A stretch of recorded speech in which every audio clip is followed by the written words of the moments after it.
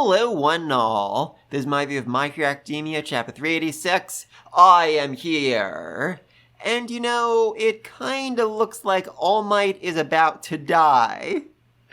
I mean, seriously, this man has been waving a freaking death flag since the very first chapter. In fact, for the longest time, I was utterly convinced that that was the price of One for All. Once you pass on the quirk to somebody else, you just die, and there's no way around it. But no, turns out that's not the case. Rather, All Might was just, dying because Night Eye predicted he would die. He was destined to die, and this might be it right here.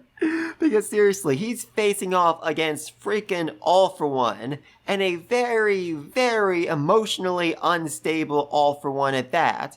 Because due to him getting younger and younger and Shigaraki affecting the original body, he's crazy. He is just full outright crazy here. I mean, normally All for One would be like, haha, your attempts at riling me up have fallen on deaf ears. I shall leave you behind, go merge with Shigaraki, become a true demon lord, and then murder you. Unfortunately though, that's not the case, and he really, really badly wants to kill All Might here. And it's probably not going to be all that hard because he is insanely powerful and he's realized that he can go all out. He doesn't have to worry about protecting his body because his body, is incapable of actually dying. He heals from any damage almost instantaneously. So, this is bad. This is going to be really, really bad.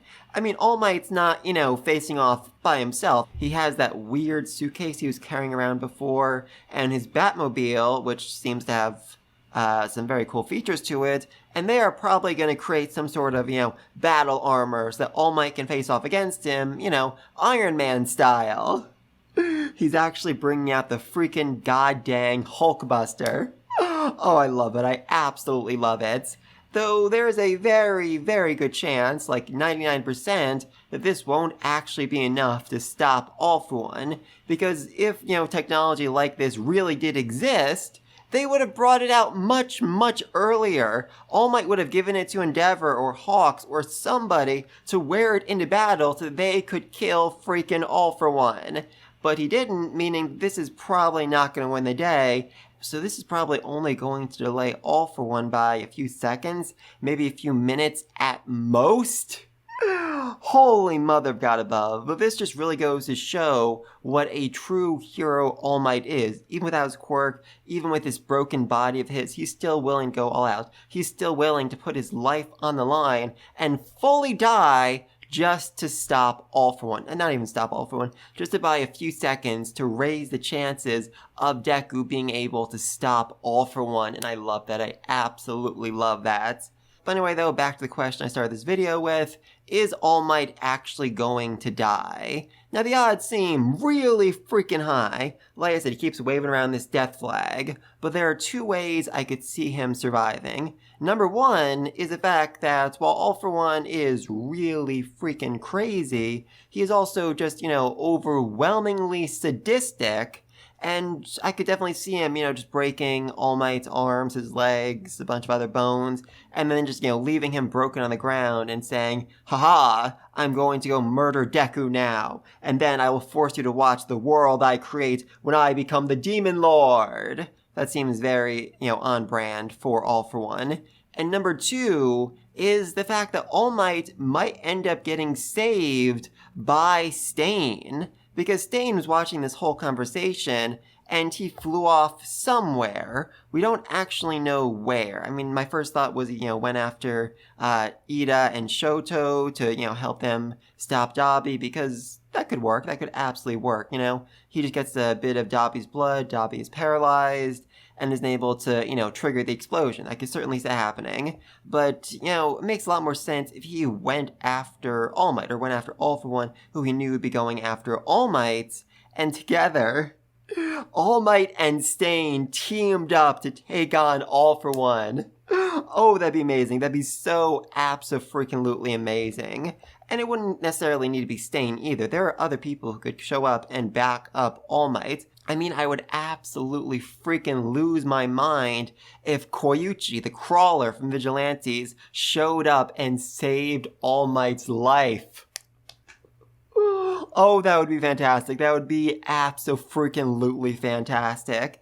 Though there's also a bunch of foreign heroes who might have seen, the news, might have seen the live streaming and decided to, no longer listen to their government and go to Japan to lend a helping hand. Though time-wise, that would be a bit difficult because, even, with a very fast jet, that would take you a good couple hours to go from most of the world to Japan. Maybe some Chinese or Russian heroes could step up and save the day, but not sure about that one. Very interesting. Anyway, though, talking about Ida and Shoto, they were told, basically, Dabi is about to self-destruct. He's going to trigger a massive high-pressure explosion that'll burn everything off the map within 5 kilometers, and to make things so much worse, one of the evacuation shelters has stalled right below him. And this is, unfortunately, the evacuation shelter with Dabi's brother, sister, and mother.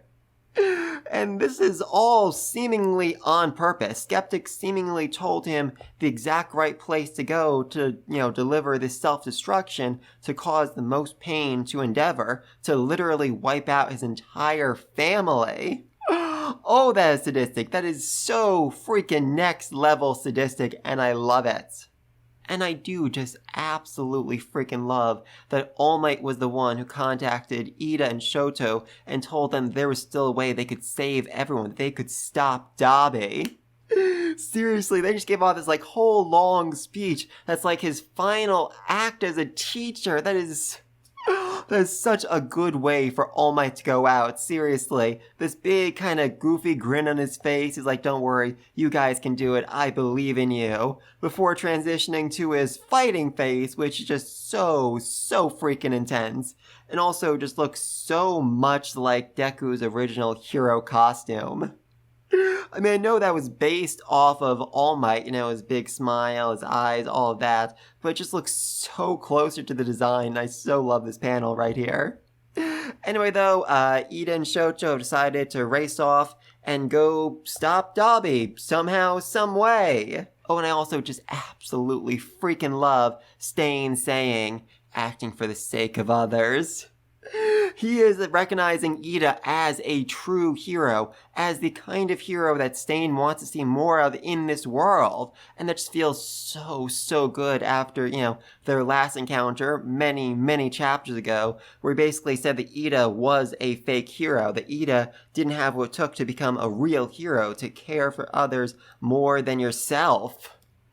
So perfect, so absolutely perfect.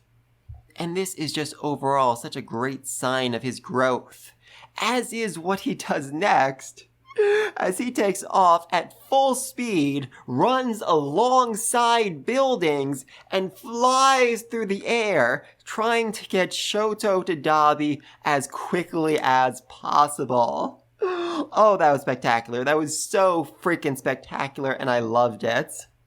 Oh, we also got a weird shot on that page of Hawks holding Tokoyami and crying. I don't think Tokoyami's quirk was actually stolen. I don't think he's dead either, so that's a weird pose for him to be in. Very interesting. Hawks did just lose his quirk, so he's probably, in a very emotional state right now.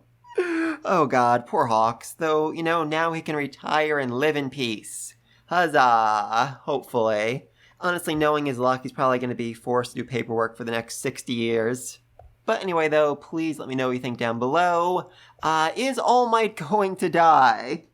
And if not, how will he avoid dying? Will the Hulkbuster armor keep him safe? Will All For One just be so sadistic he decides it's more cruel to keep him alive? Will somebody step in and save him? And if so, who? And what do you think's going to happen with Dabi? Because he's, setting up to self-destruct. And Shoto thinks he can stop him somehow, some way, though I don't really know how. Dabi has the constitution of an ice user, even though he's a fire user, so Shoto's ice would probably be, completely ineffective against him. And his flames are hot. His flames are really freaking hot. So I don't know if Shoto would actually be able to, outburn him. Very curious. Either way, though, I'm very happy that Ida actually had a role to play in this fight. This entire time, it's just so been bothering me that they put Ida in the same fight as Dabi, even though we couldn't get anywhere close to him. But now, he has a purpose. His job is to guide wayward children. Like Shoto. Huzzah! Love it. But please let me know what you think down below, and until next time, peace!